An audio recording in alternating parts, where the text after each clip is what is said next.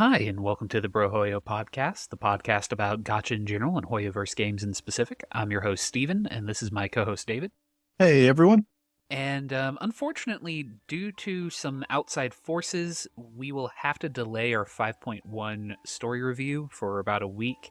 Um, I was unable to complete it in the necessary time, so in order to make sure that we can have a proper discussion on that particular topic, we are going to have to kick that can down the road a little bit. I do apologize, but in exchange, we are instead going to be complaining about Hoyoverse and how they handle their events. So we hope that that will be entertaining, but again, I do apologize for that. But jumping right in, Dave, I believe you are slotted to, or Yeah, I will I'll kick us off here. So we came up with a list of I think about three things apiece that we both, just kind of wanted to have a little gripe session about. We've been a little grumbly the past couple weeks about a couple things. So we figured since unfortunately we couldn't finish the 5.1 story, uh let's just turn the whole episode into a little bit of a gripe session and have some fun with it, right? So I'm gonna get the first one out of the way, and I think this complaint is valid across the community. And I think you'll probably agree with me on this one. But it's going to be the time gating in these events, and what I mean by that, for those that maybe aren't familiar with, or specifically what I'm referring to, is there's 7 stages or 7 trials of the event to play or combat battles to do. And instead of being able to sit down in one go and just knock them all out back to back to back to back, it's I'm going to do this first one that unlocked on the first day. Then I have to wait till the next day to get to the second battle. Then I have to wait till the third day to get to the third battle. And then I have to get to the fourth day to get to the fourth. You get the picture, right? I'm drawing it out so you can understand the pain of having to wait essentially a week in order to fully complete the all of the combat in the game. And the reason this is a big gripe for me is while I can understand, some folks that play the game, maybe they have time, an hour or 2 hours here to each day of free time. That's not always the case, right? As we grow up and get more responsibilities, and maybe just one random Wednesday evening is the only time that I have that week to really sit down and spend a good chunk of hours playing, then I can't knock out the event. And then I'm left scrambling for fear of, FOMO, to find time to do it in the future. But what are your thoughts on that, Steve, in terms of the time game? Am I off base here, or are you kind of following what I'm putting down? no, I do agree with you. I would say that it does seem that they've gotten better about that. That from what I have seen of both Genshin and Star Rail, Honkai Star Rail, the time gating has been lessened, if not removed entirely in some cases. So I think they have taken that feedback and they are working to remove it and kind of get into a better direction in regards to lesser time gates, fewer of them. You're not running into them as often, or at least I don't notice them as often in both Genshin and Star Rail. I would also say that I believe you and I both know that the reason it's there is to force people to log in every day. They don't want you to log in on the first day, knock it out, and then not log in for a week. They want to try and force that repeated login in order to get those incremental improvements on the event, or in order to complete it. They want you to put in all that extra time. I do agree that by doing it that way, though, in a lot of ways, it actually disengages me from doing events where it just becomes, okay, fine, I'm not going to worry about it. I pick a random weekend and I knock out what I can, and if I can't, then, oh well, I guess I'm out those primos. It sucks, but it's kind of better than spending the 3 hours a week that's going to take for me to, log in each day and try and knock it out organically, I guess. But no, I 100% agree with you. I'm glad that it seems like Hoyoverse is moving in the direction of getting rid of that. But I guess I'll move right into my first one from that, which is, or sort of as a corollary to that, my problem that I run into, my first complaint with Hoyoverse events is their runtime. And what I mean by that is how long the event actually runs for. Um, and I feel like Star Rail and Genshin have opposite problems. Where with Star Rail, it feels like events go on way too long. Where they're sitting in your event queue forever. They're lasting 40 days, 30 plus days for events that you're able to knock out in a week. Versus in Genshin, where, you know, okay, you've got 7 days to do it, you've got 10 days to do it, versus something that I would prefer more of like, give me 2 weeks, give me 3 weeks to do it. That they both seem to be on the opposite sides of my personal Goldilocks zone, which is 14 to 20 days, so 2 to 3 weeks. But what do you think about that? Yeah, I was just gonna say it sounds like we have a little bit of a Goldilocks paradox, right? So we have Chin is too short, Hoyoverse is with Star Rail is too long, and we need something that's just right. Now, while I will, if I'm having to choose between either of those two specific formats, I'm gonna choose the longer one just because of how hectic a schedule can get. And like you said, I don't want to miss out on something just because I couldn't get to it that week. Because as we've discussed in previous episodes, if you miss an event or like an event weapon or something, there's not really been a way that they've implemented allowing us to have that back. Now, I think with Star Rail, they've recently, I think, implemented stuff to make it easier for some of those event light cones. But for Genshin, I mean, you miss a 4-star weapon from an event, good luck. Like it's find something else because you're not getting it as of right now. So I would err on the I'd prefer the longer event durations, but yeah, like you said, there's no Goldilocks just right event duration that they've struck yet with any of their games.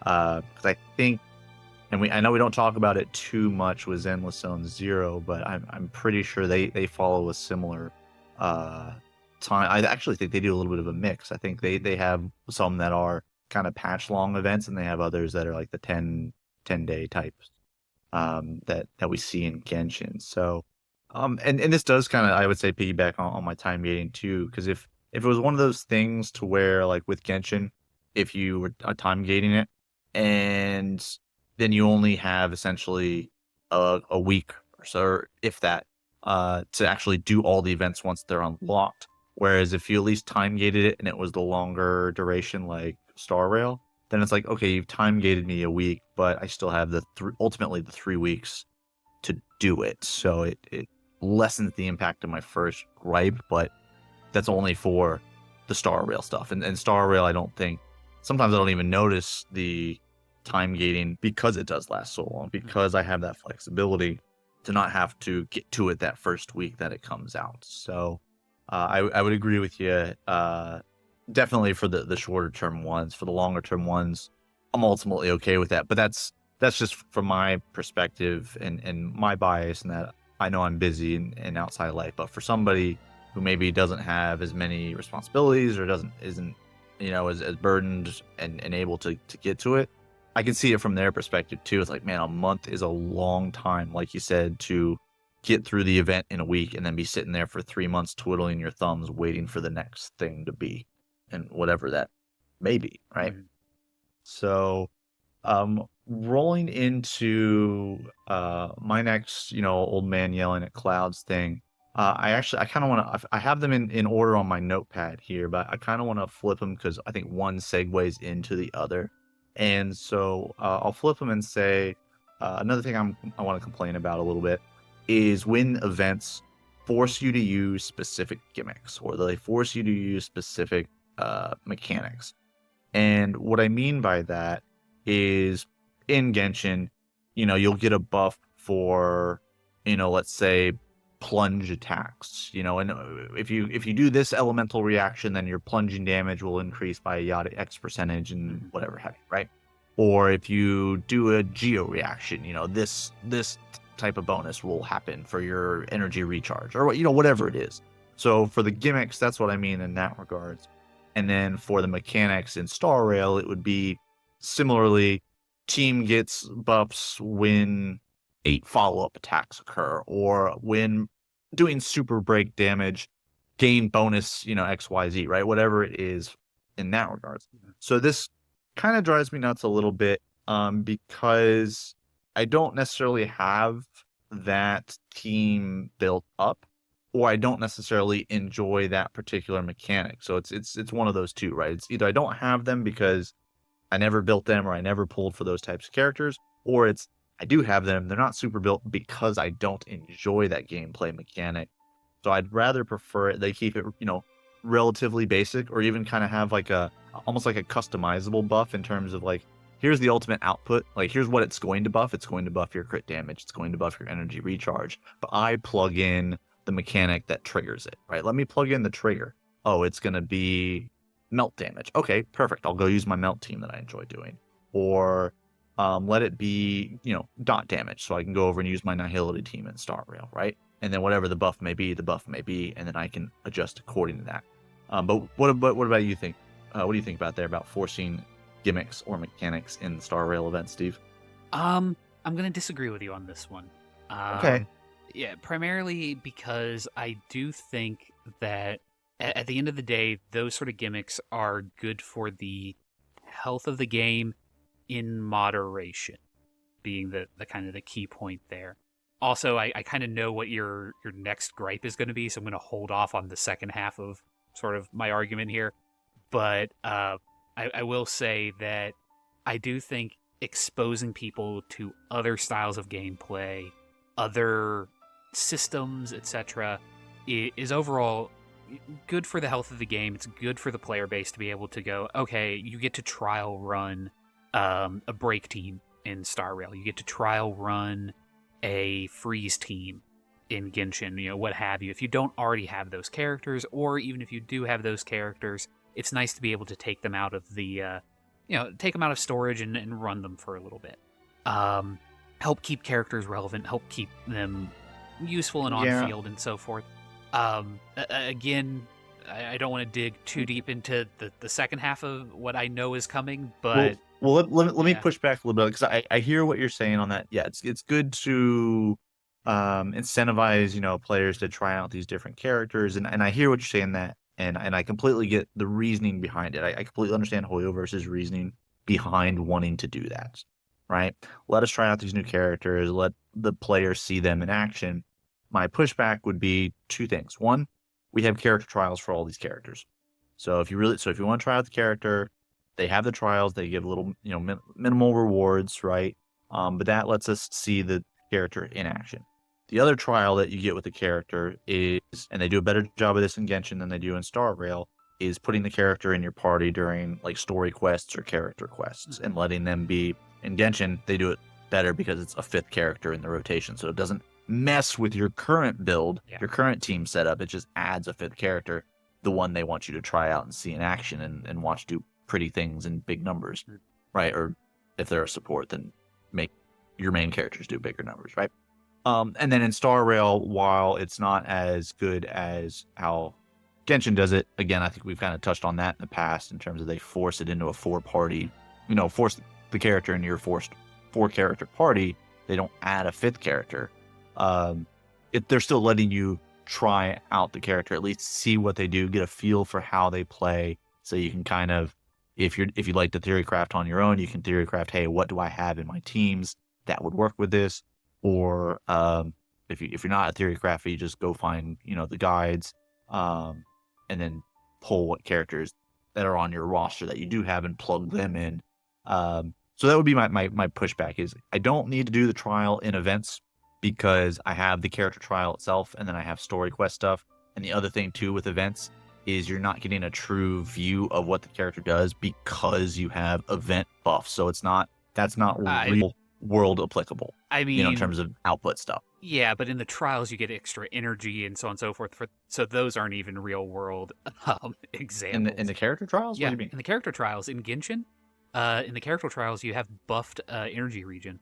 You gain energy way faster in character trials than you do in actual like gameplay. Oh, I didn't realize that was a thing. I thought that was just, I chalked it up to maybe they had energy recharge on there. But even within like the Spiral Abyss, if you're doing that, you can get floor buffs or I know, but the section buffs. But my point being I is that get what you're ultimately going for. And I guess my other sort of pushback, and I do see where you're coming from. I just, again, we disagree. That's fine.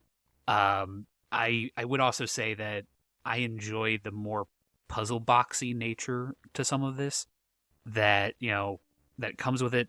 I'm a fan of Final Fantasy X, which had a lot of puzzle box boss fights that were more about using certain strategies in order to get an end result.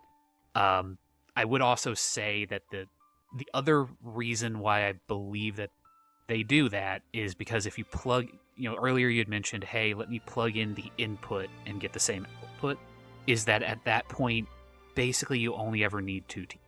It doesn't encourage diversity of play style because you can just take your Hu Tao vape team, plug Vaporize in every time, and then you never have to try another team. All right. So can you take off your Hoyoverse cap? Stop vouching for them. They don't need any help. No, I'm not. Well, I'm saying just in general. I think that for the player base, for players, that's a good thing. Again, we'll circle back to this. I know we're going to be circling back to this, but if you don't mind, I'm going to do my segment. Go ahead. Let's do your segment. Yeah. Yes, sir.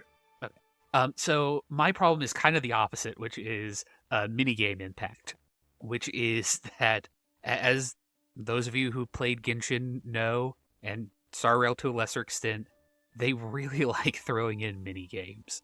And once or twice, it's okay, but it does sometimes get to a point where I'm sitting there going like, okay, do you guys just not want to make Genshin anymore? Like, are you just not interested in doing interesting things with the combat or doing interesting things with the main mechanics of the game, or do you want to make knockoff phone games? Like, is Bomberman what you really want to be doing, or do you want to be making Genshin? Let's see, different mini games makes you use different characters, and that's good for the game, but right? No, it doesn't, because I'm explicitly talking about the mini games that don't involve you using characters. Oh, gotcha. Like I said, where your character is just a token, not actually using their abilities. Yeah, okay. The Bomberman one, hey, we're gonna do the platforming ones. I'm fine with, because at least those are using the exploration mechanics of the game. Like I don't always love them, but there's that. There's most of the time with any major patch, there's going to be whatever the big mainline event is going to be a session of like, okay, here's 3 mini games that you're going to do. Do you want to run a potion shop for a patch? I hope you do, because if you don't, there's nothing for you here. Yeah, I now obviously the caveat here is there are some that I think you enjoy. I know there's some that I also enjoy. I think specifically we like the tower defense one. Mm-hmm. But I think that definitely spawns from both of us enjoy tower defense games like Fantasyga being our first gacha way back when, right? Yeah, so that's the running joke too with Genshin was it's basically like a little Genshin Party 7, it's like Mario Party mini game type things for you to play, and whether it was basically like I said, there's Bomberman, there's running the potion shop, there's the platforming aspect of it. Actually, I think there's enough variety in the mini games that this isn't really up there on the griping list for me. Especially because some of those mini games I do find to be quite enjoyable. I think there was one recently in Star Rail was basically it was a little bit like a match 3 game kind of thing. It was I want to say it was like Candy Crush almost, but which I guess would be a match 3 game if you're really getting just down to the basics of it.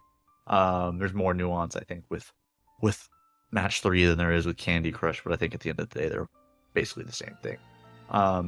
But yeah, so I understand the gripe. Yeah, there was definitely a couple patch cycles, especially when we just had Natlan launch, so everybody's honed in, and there's Archon quests coming out. It's a whole new region to explore. But when we get to those lulls in a region, when the story is basically completed, and we're just kind of biding our time for the next big patch or the next maybe big summer event type thing, that's when we tend to get hit with a bunch of those mini games, and when it becomes mini game impact a little bit. So I can see where you're coming from.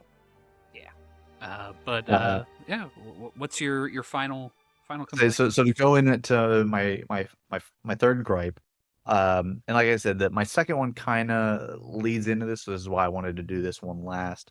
And so on top of the game forcing you to use specific gimmicks, it's the then provided team or the provided characters for you when you're not able to 3-star the events with those. So even if you're using the strategy the game is telling you to do, and you're using the characters that they provide because you don't have said characters yourself or you don't have them built yourself, you're still unable to 3-star the particular stage for that particular mechanic or that particular gimmick. And I ran into this in the Star Rail event that's going on now, with the different rounds of fighting with the crowd hype, meters going back and forth. So I've run into problems 3-starring with the given teams because I don't have characters that fit the mechanic. Um, but what I'd like to see is either, and I think the problem with the Star Rail specifically might be that they're only giving me 3 out of 4 characters, so you're still going to be responsible for one of the 4 characters in your team. But then if you flip back over to Genshin, when they give you a character, if memory serves, they're not even giving you level 90 characters. Like they're giving you No. level 80 characters. Like the characters aren't even maxed out. Like what? Like this? What are we doing? At least give me a maxed out character. Like that just seems a little off for me. Um, and like I said, the least they could do is give you a maxed level character for the max level content to give you a shot at doing that if they're going to force me to use a specific mechanic. But I know you had thoughts that you were holding back on my previous gripe because you didn't want to necessarily spoil this one. So now that I've put it out there, what do you got? What's the pushback? Let's have that discussion. So some of the pushback I have on it is, do you, and I don't want this to come off as inflammatory, but do you deserve 3 stars in everything? Like I understand, I 100% understand the desire to be able to say, okay, I hit the 3 stars and I move on. But considering that at least with the way that they've designed them, typically the first 2 rewards or even just the first reward are the only ones that really matter, where the third tends to be, here's additional credits, here's additional more or Right. something similar. I understand the third reward is typically just money, which we have or credits, which we have a plethora of in both. But it's I guess it's the principle. And I know some people may hearing this may be like, well, just get good or skill issue or something or player diff, any type of those troll type responses. But to me, again, going back to the principle of the matter, you're asking, do I deserve 3 stars in a particular stage of an event? And it's like, while I don't, you don't deserve anything, right? But if you are following the mechanic as they are forcing you to do, they're forcing you to do this mechanic and utilize this mechanism in combat. And if I do that, giving the resources they are providing me, and as long as I am competent in doing it and I understand the basics, and even like basics plus, like, right, not just the basics 101 class, but like the basics 201 class as well, right? You should be able to, within a few attempts, be good. You may need to learn specifically maybe mechanics of that particular combat, or mechanics of that particular enemy. But if I'm using the gimmick of that fight and I'm using that properly, I shouldn't be sitting there sweating out fights, or having characters die on me because XYZ. Okay. Yeah. It's a down character equals not 3 stars. So that's why I said it like that. But that's so while I don't deserve it, I completely agree. Like if I'm not saying I should be able to put it on auto and win. Like that's not what I'm getting at. But what I'm getting at is if I'm taking the time and I'm reading these character skills and I'm reading the gimmick mechanics of the combat and I'm handling it at a relatively efficient level, you should not be barely scraping through the combat. Fair enough. I don't 100% disagree with you on that. I do, like I said, I do see where you're coming from. I also think that at least on a personal level, 3 starring is not as much of a big deal to me. I'm fine with taking the 2 and moving on.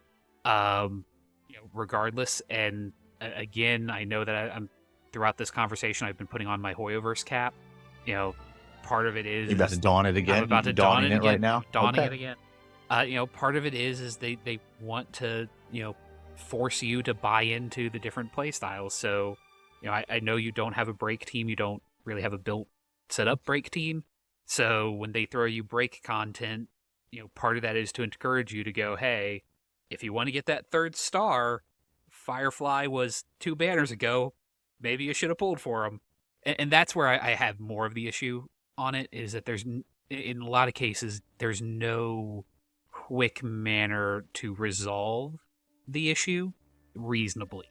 Like, you can't, it's a gotcha game. You can't just fix it. I've been having problems with Pure Fiction because I just don't really have a lot of the staple Pure Fiction characters. I don't have a Himiko. I've been putting off getting Erudition characters. So I have a weak Pure Fiction. And until characters come out that are Pure Fiction, I just kind of have to take my lumps and go, okay, I guess I'm not going to be able to 12 star, 36 star. I can't actually remember how many stars you need in Pure Fiction. I think it's 12. But I'm not able to 12-star Pure Fiction till somebody comes out for me to be able to pick them up, and that's where I have more of the issue. But I also, to be clear, I don't disagree with the fact that if they are going to give you a team, it should be a functional team. The fact that Honkai gives you 3 characters and goes, well, you have to put in the 4th yourself, is I frustrating. appreciate that. I hope you're not going full White Knight on us here, No. because Hoyoverse has, I think, enough of those. They don't need any help. Like I said, majority, great decision. Good. They do have a good product and stuff. It's just these little things, and so on these little things, it's fair to have a little bit of criticism because we want them to continue to grow and do better. But so I can appreciate, yeah, again, not going full White Knight on it, but kind of those are my thoughts on that. But Steve, what is your third and final complaint here as we continue to yell at clouds? Well, my third and final complaint is co-op, especially the PvP or co-op type events. You mentioned the Honey Pop event that happened a little while back, and yeah, that one had a forced PvP mode that you had to engage with if you wanted to get full points. Wind Bloom is another example of one that you have to engage with. The wind trace. Yeah, Wind Trace. There we go. That the prop hunt game for that, which again isn't awful, but it does take perhaps a little bit more time than I'm necessarily willing to devote to it. There was the Hungry Hippo one a while back for, I believe that was New Year's in Genshin. Was Hungry Hippo? I think that might have been Lunar New Year that was during, because that's when gaming came out. And I think that was during the Lunar New Year, February-ish. Yeah. So there was that one. They tend to do these little co-op events, and honestly, I just don't enjoy them. I don't like co-op in the game. Most Hoyoverse games are functionally single player. The only reason why they actually have to be connected to the internet is to prevent me from, cheat engineering in all the characters and I guess technically stealing the characters or cheating the characters into my game. But otherwise, they function almost entirely as single player experiences. So adding multiplayer just doesn't do anything for me. I don't necessarily enjoy it. I know that you can do multiplayer for trying to clear domains and bosses and so forth, and that's just not something I've engaged with either. I think we've only done that specifically for the achievements that come with it, and that's literally it. Yeah, otherwise I'm doing that myself. We've done it explicitly for achievements, and that was one where I think we sat down and went, okay, we got to do that.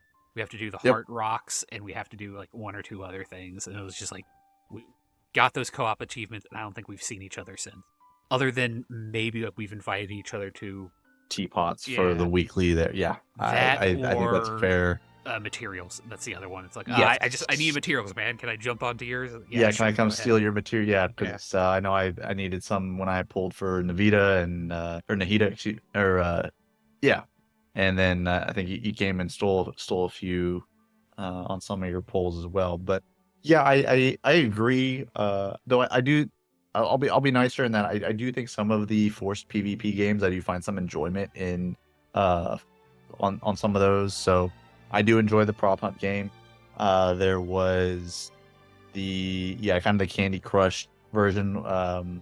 The way they did that PvP was interesting, but I overall would agree with you. In a game that is very much a single player game with, some elements in terms of that, to try and force us into a community experience in a game that isn't community driven like that.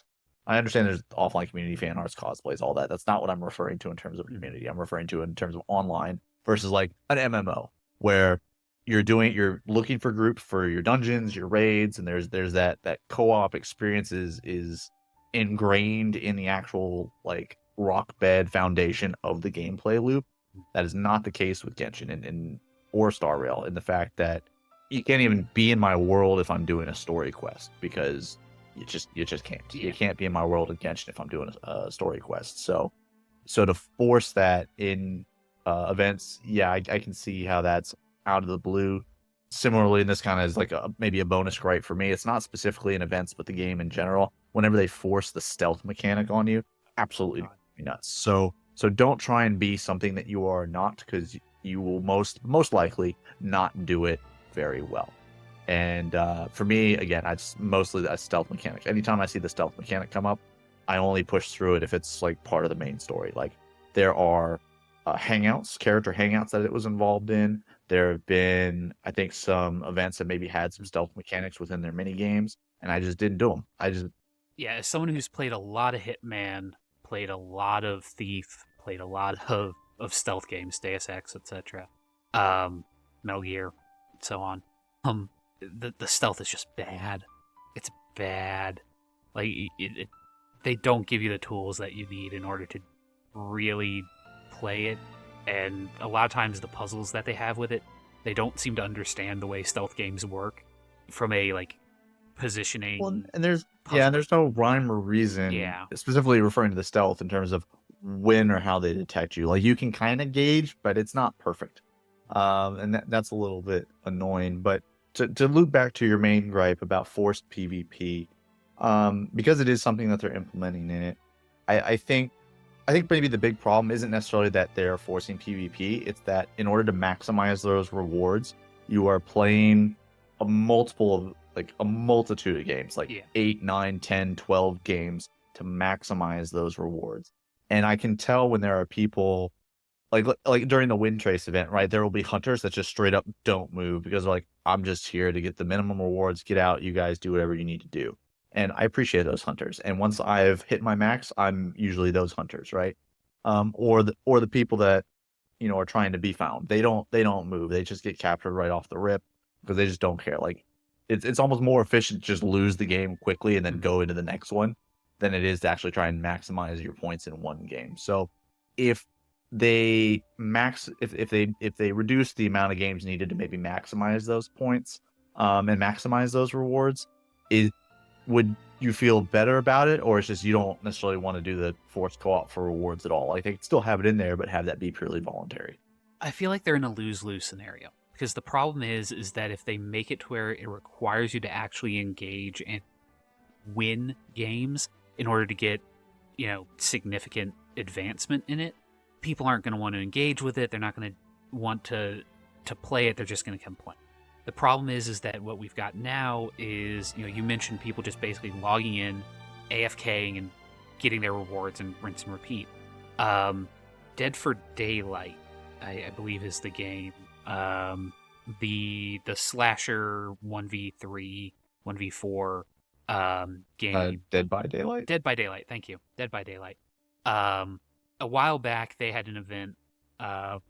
It was a Chinese New Year event that basically you had to earn lanterns, and you got it by playing games. But what it did was it had negative play patterns arise where it was quicker for you to log in, have all of the survivors or all of the 4 people who are supposed to run away from the slash, just have them die, get killed in like a minute, and then re-up than it was for them to actually play out the game. So you had people who were just doing exactly what we were talking about. They would load into a game, let themselves be killed, lose, and then try and get into the next game so they could grind out that whatever the materials that they need. I think there were lanterns, but that doesn't really matter for my point.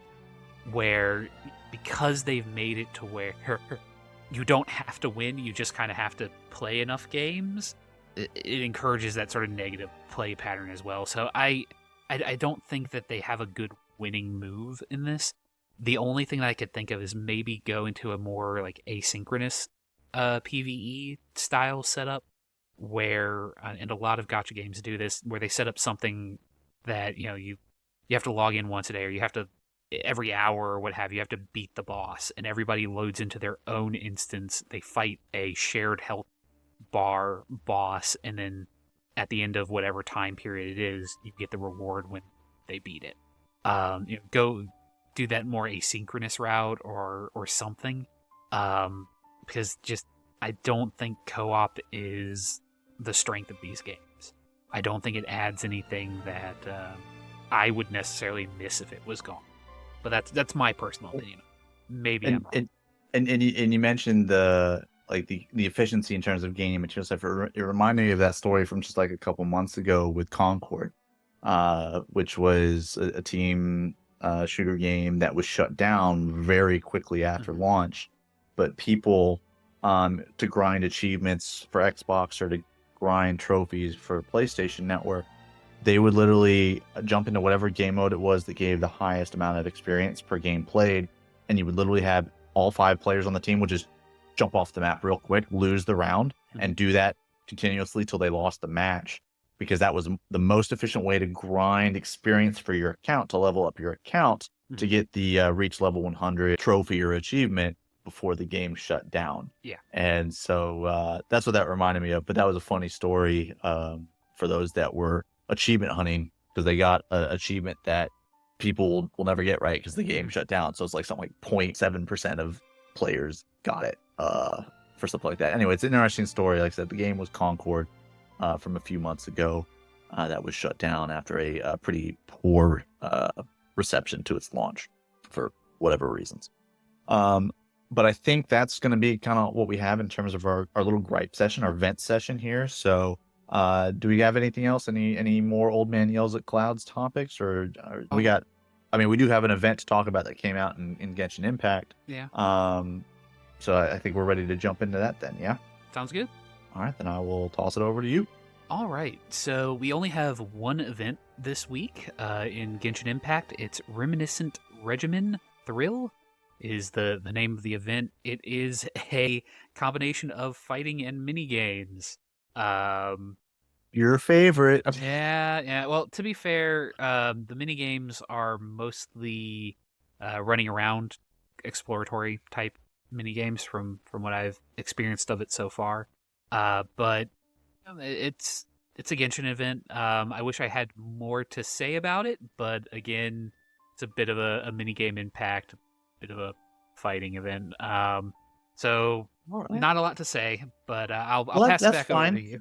That's fine, because I got a few things to talk about in other gacha news that's going on this week. So first thing I wanted to touch on, we mentioned it a couple weeks ago. Brown Dust 2 was doing the Senran Kagura collaboration. And this past week, they have released part 2 of that collaboration. So this is going to be the 4th character of the collaboration, Yumi.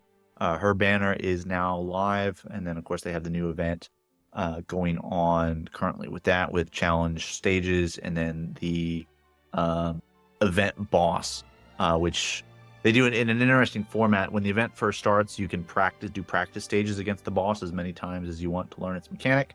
And then usually after a couple days or a week, they make that boss quote unquote live. And so then you can actually go fight it and get the rewards and go from there. So that boss practice run is going on now, but next week the boss will go live for the rewards. But the collaboration, again, part 2 has started, so you can pull for Yumi if you'd been saving up for her. In other gacha news, we have Nikke, Goddess of Victory, one of my probably one of my favorite gachas here in my rotation currently. They just started their Life Again event, which this event sees a new character, Rumani. She's been in NPC jail for, I think, 2 years.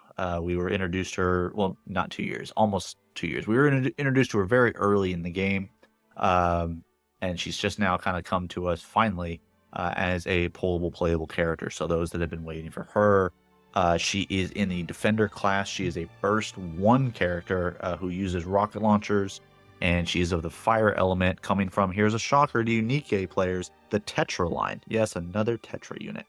But she is available on the banners now. If you are interested in pulling for, that's all well and good. That's I don't have anything like in terms of numbers or tier lists or anything like that for her. But what I would say is with the anniversary event right around the corner, the first week in November, I believe November 4th, I think is when we were seeing that was going to be starting. Uh, you may want to save up a little bit because of what generally comes with Nikke anniversary events. We do expect a new Pilgrim. Rumor is it's going to be Cinderella. But again, that's looking at like that first week in November. As for right now, Rumani, if you're interested in pulling for her, that's my only word of caution, is just knowing the anniversary is right around the corner.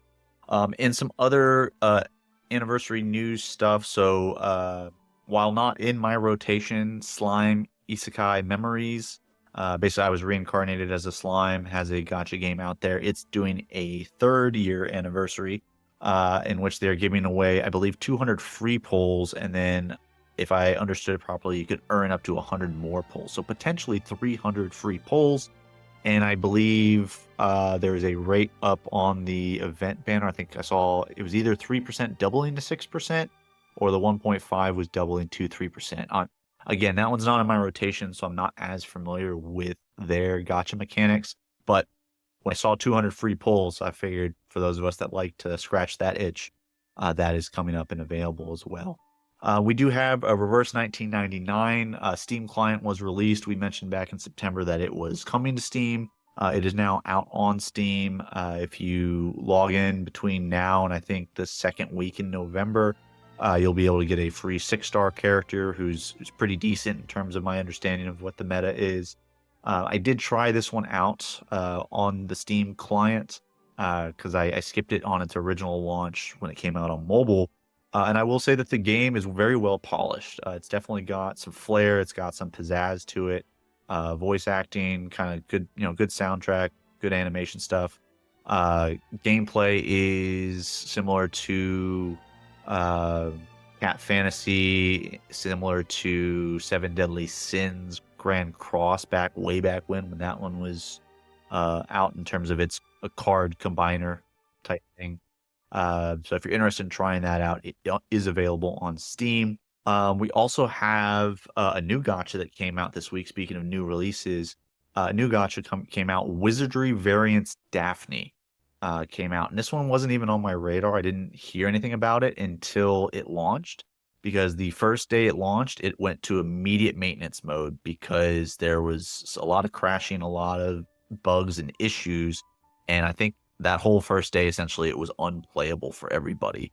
But they did ultimately fix up the issues that were occurring. It is playable now. I did try it out. It is a old school dungeon crawler. Think a Tree and Odyssey, if you remember that game back on the Game Boy, the DS's. If you're familiar with that Atlas game, it's similar to that. And then I think Wizardry itself is its own IP gaming franchise. I'm just not very familiar with it. But I did try it out. I didn't stick with it too long because there were unskippable cutscenes. And while I didn't experience it, there is some debate going on online forums. This game has permadeath for characters. Now, it's apparently not easy to hit. Like, you do have to kind of be an idiot, it sounds like, to kind of have that permadeath happen to your characters. But to have that in a gacha game is unfathomable to me. And Steve, I just really quickly, I didn't want you to jump in, so I kind of wanted to get your thoughts on what permadeath in a gacha game. What's your kind of instant knee-jerk reaction to that? You really are going to have to be walking a fine line with that one. I could maybe come up with a couple systems that would make it work, but the only thing, if somebody's paying money to pull a character and that character dies and permadeath is applied and you cannot access that character anymore, that's a bit too far. Yeah, that's It, like I said, I'm not sure the mechanics. From my yeah, understanding, there's like in D&D, there's 3 or 4, maybe 5 death checks that you essentially have to fail in order for that to happen. But the fact that it's even incorporated into the game absolutely blows my mind. the only way I could see it working is if it was something where it wasn't, the permadeath was more the character got reset to where basically if you had a level 100 character and they happen to fail the 5 rolls or whatever it is that's required for them to quote unquote die, you didn't lose access to the character. They were just basically dropped down to level 1. You had to regrind their materials. Like, even that That would, is, yeah, you're still walking a fine line, but yeah. at least that is like there's something salvageable, and like the hardcore of hardcore gamers may appreciate that, but the casual audience would definitely be turned off by that. But at least that's something.